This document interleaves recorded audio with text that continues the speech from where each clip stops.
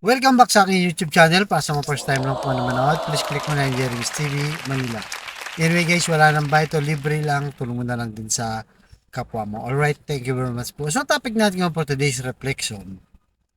Lunis na naman, marami ang excited at marami rin ang tinatamad. Diba? Kasi yung iba, feeling nila pag lunis na, ito na naman, papasok na naman sa trabaho, papasok na naman sa eskwelahan, di ba? So, tinatamad na sila, lunis na lunis na. Pero para sa mga iba, ang lunes ay isang biyaya, 'di ba? Actually, hindi lang lunes sa buong linggo. Yung paggising mo pa lang o pagmulat mo pa lang sa iyong mata at buhay ka pa pala, humihinga ka pa pala. Napakalaking blessing ngayon. Dahil alam naman natin guys, marami rin ang hindi nagigising na.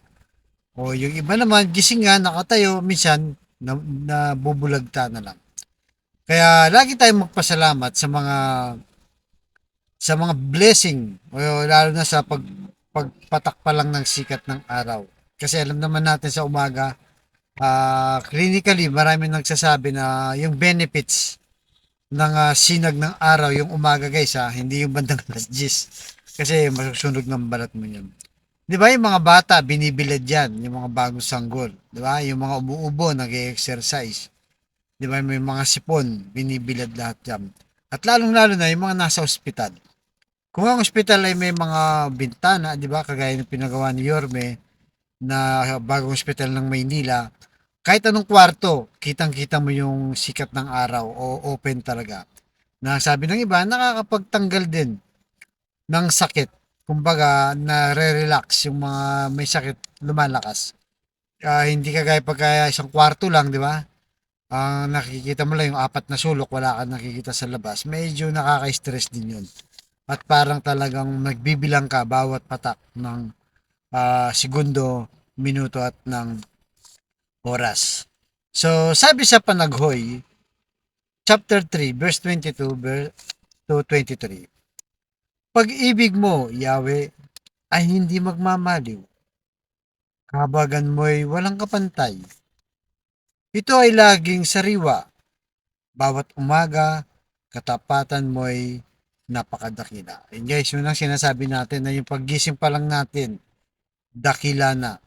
'Di ba? Nagmamaliw na, nag-uumapaw na ng siksik-liglig, tumaapaw na biyaya ang pinagkakalob sa ating Diyos. Kaya magdasal tayo, magpasalamat na tayo kaagad. Kasi nga ang pag-ibig ng Diyos ay unlimited. 'Di ba? Sabi nga sa Biblia, 'di ba? Pinasisikat niya ang araw sa masama o sa mabuti man. Pantay-pantay ang pagmamahal ng Diyos. Kaya yung iba, 'di ba? Huwag mong isipin na manghihina ka sa bawat sandali ng iyong buhay o bawat paggising mo. Kailangan malakas ka kahit may sakit ka ngayon. 'Di ba? Laging dapat may bagong pag-asa. So ang tanong, paano mo ito gagamitin? O ano bang gagawin mo sa isang araw para pagpalain ka? O para yung pag-asa ay mag-uumapaw sa iyo? Na kahit na ikaw ay dumaranas na, di ba? Sa matinding problema. Lalo na kung ikaw ay may karamdaman, may sakit ka, cancer na yan, di ba? Parang ayaw mo nang gumising. May mga ganun, di ba? Dahil nga depressed na sila, stress na sila, parang ayaw nilang gumising. Huwag mong gagawin yan dahil binigyan ka pa ng pagkakataon ng Diyos. Umihinga ka pa, nagising ka pa.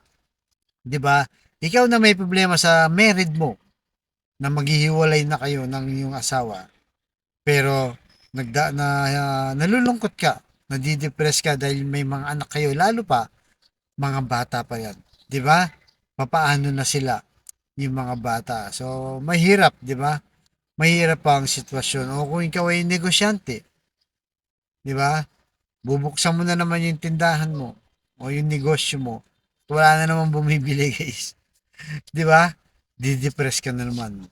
So, wag kang mawala ng pag-asa. Darating din yan. Marami rin din customer ang bibili sa'yo. Yung sakit mo, mawawala din yan. Diba? Yung marriage mo, baka maayos nyo yan. Basta wag mawalan ng bagong pag-asa at ialay natin sa Diyos. Kaya kung ang relasyon mo sa Diyos ay malayo, talagang panghihinaan ka ng loob. Pero ang Diyos ay handa. guys, ay handang tumulong sa'yo. Lumapit ka lang. Lahat tayong makasalanan, lahat tayo may kainahan, lahat tayo may pagkukulang. Pero gaya ng sa Bible, 'di ba? Itong alibugang hanak. Anong ginawa ng alibugang hanak? Nilustay niya yung kayamanan niya na bigay ng magulang niya, 'di ba? Pinang-happy-happy niya, pinambisyo niya, pinansugal na lahat na siguro hanggang sa maghirap siya. At ang pinakakain na lang sa kanya ay pagkain baboy. Kaya sabi niya, 'di ba? Kaawa-awa ang lagay ko. Nakakaawa ako. Yung tatay ko, sabi niya, 'di ba? Ang daming katulong, 'di ba? Ang gaganda ng mga tirahan ng katulong, ang sasarap ng pagkain. Ito ako ngayon, kumakain ng pagkain baboy na pulubi at awang-awa sa sarili. Kaya ang sabi niya, lumapit na lang ako kaya sa aking ama, humingi ng tawad sa kanya. So anong ginawa niya guys? 'Di ba? Pumunta siya, bumalik siya sa kanilang tahanan upang humingi ng tawad sa kanyang ama sa kanyang nagawang kasalanan. So anong ginawa ng magulang, 'di ba? Nagsaya pa siya. Nagpapatay pa siya ng mga alagang baboy, yung pinakamagandang alagang hayop. Baka, baboy, manok, siguro parang piyesta. Kahit naglustay ang anak niya, 'di ba? Kahit naglustay ang anak niya,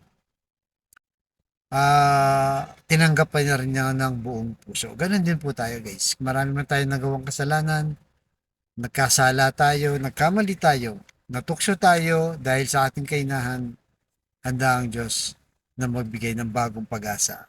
Dahil ang kanyang pag-ibig ay unlimited.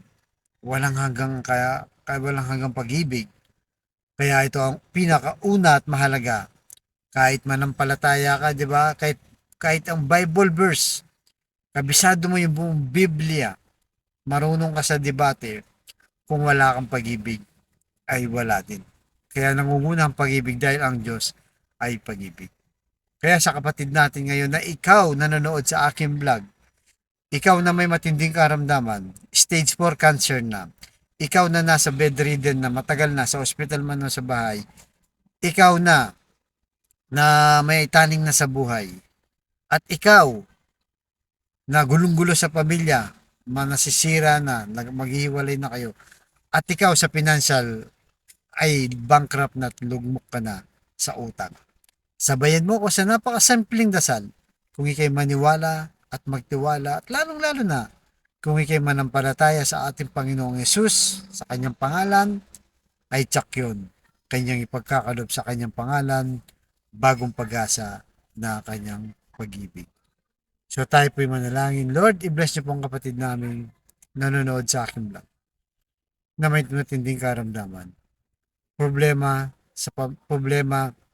sa pamilya, problema sa pinansyal, at problema rin sa kalusugan. Sabayin mo ko sa napakasimpleng dasal. Lord, i-bless niyo po ang kapatid namin nanonood sa aking vlog na may matinding karamdaman.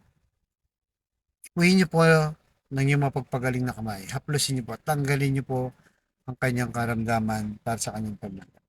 At sa pamilyang nasira na Lord, na nanganganib ng magkawatak-watak, pagbigis-bigisin niyo po muli.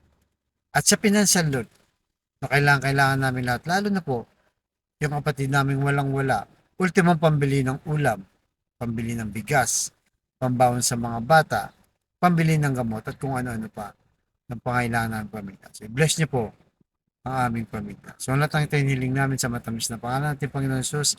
Amen. To God, all be the glory. Sa ngalan ng Ama na Anak ng Diyos, Jesus Espiritu Santo. Thank you very much po.